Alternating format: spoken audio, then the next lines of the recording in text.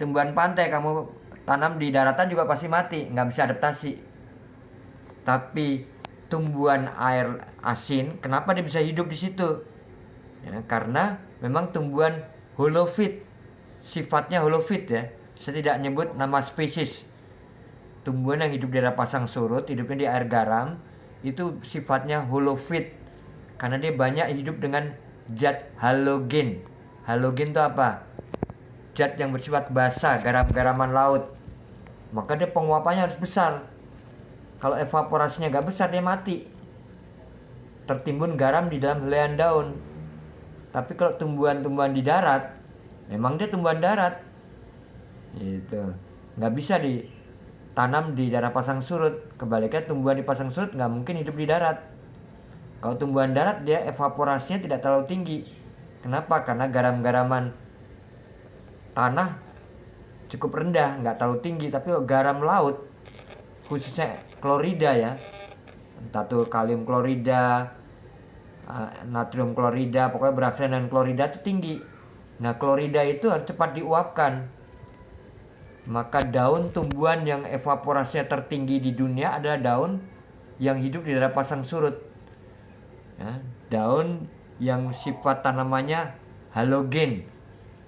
Nah, contohnya spesies apa ya? Foraminifera, itu apa? Bako-bako ya, tanaman bako.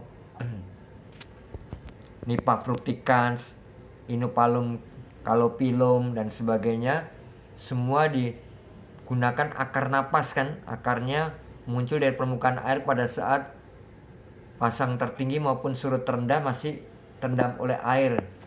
Nah, itu bernapas melalui akar-akar mengambil oksigen yang terlarut, yaitu BOD, biological oxygen demand. Lain kalau tanaman darat, akarnya masuk ke dalam tanah, kalau dia keluar dari tanah ya mati.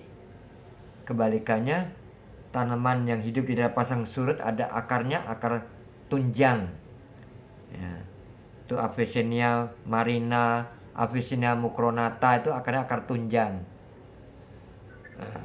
Tapi Nipa fructicans, Nipa itu akarnya akar napas, keluar dari permukaan air ya. Kamu pergi aja ke Muara Angke, itu banyak tuh contoh-contoh mangrove ya, hutan mangrove. Nah, itu dia menghisap oksigen yang terlarut di dalam air karena dia nembus karang-karang dan sebagainya. Justru hutan mangrove atau bako itu membuat daratan karena dia menimbun lumpur-lumpur dari daratan. Maka pantai Pulau Jawa ini sebagian sudah gundul, mangrove sudah nggak ada, hampir tiap tahun terkena abrasi kan. Maka kita hijaukan lagi dengan mangrove tadi, karena mangrove ini kuat sistem perakarannya. Ada akar napas, ada akar tunjang, ada akar lutut, keluar permukaan air, kembali ke dalam air lagi, nah itu akar lutut. Nah, tipe-tipe akar itu salah satunya dapat menghambat buyarnya lumpur. Berarti ya kayak di Marunda, Muara Gembong, Cabang Bungin tuh banyak delta-delta kan. Apa itu? Gugus pulau di muara sungai. Nah, itu pengendapan lumpur-lumpur dari sungai akan diendapkan oleh mangrove, tumbuh-tumbuhan mangrove.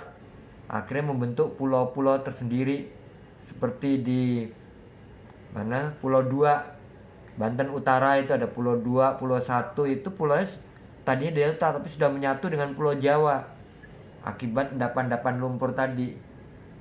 Nah, itu tanahnya subur ya. Tapi untuk tanaman yang halogen, tanaman yang hidup di kadar garam tinggi gitu. Jelas tuh. Ada lagi? Ya, Pak, terima kasih, Pak. Ada lagi yang mau nanya? Silakan.